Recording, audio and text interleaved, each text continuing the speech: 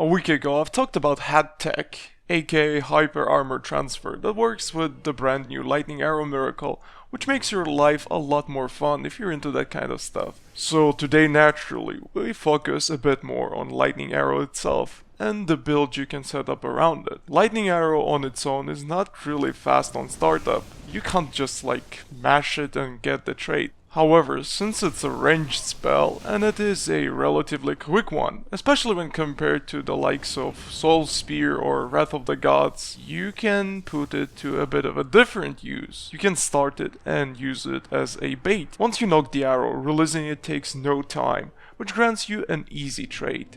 But wait, you can also use Hyper Armor with it.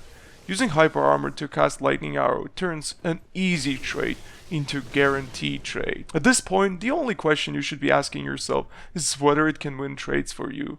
The answer is yes, it can win traits pretty damn fucking well. With 60 Fate and the Ring, you get enough damage to outtrait anything that isn't Greatsword or Ultra Greatsword, which is very important since having enough damage on Lightning Arrow protects you from hit and run traits with weapons like Washing Pole. So as long as you're not facing some giant huge ass hyper armor weapon, you can just safely zone out, knock an arrow and bait a trait. Now this is an obvious problem. Technically you do win the trait, but only for the first hit. Since Lightning Arrow doesn't combo, it allows your opponent to start a combo and eventually win the exchange if he's using something that has hyper armor like Greatswords. This is where H.A.T kicks in. It allows you to combo something along with Lightning Arrow so that any encounter can be resolved in your favor. Simply adding Black Flame to the equation solves all of your problems when facing weapons with Hyper Armor. You just knock the arrow and bait a hit. Release the arrow whenever your opponent starts attacking and then follow it up with a Black Flame, abusing the Hyper Armor Transfer. This allows you to outtrait heavy weapons in plenty of cases.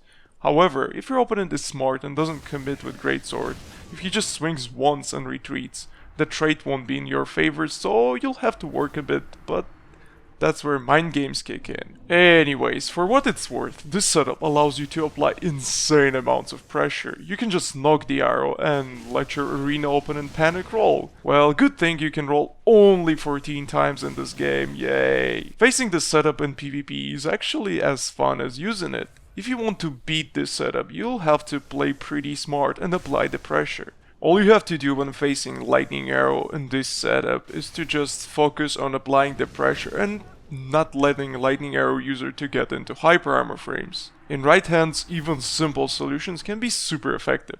Like for example, having a bigger projectile spell or miracle to trade with it so that you don't get to zone in to face Black Flame. Another viable counter to this is a shield. If you can neglect Lightning Arrow damage, then the bait becomes irrelevant. FromSoft did a lot to spice the game for the release of second DLC, and I still think that some of those changes are pretty questionable.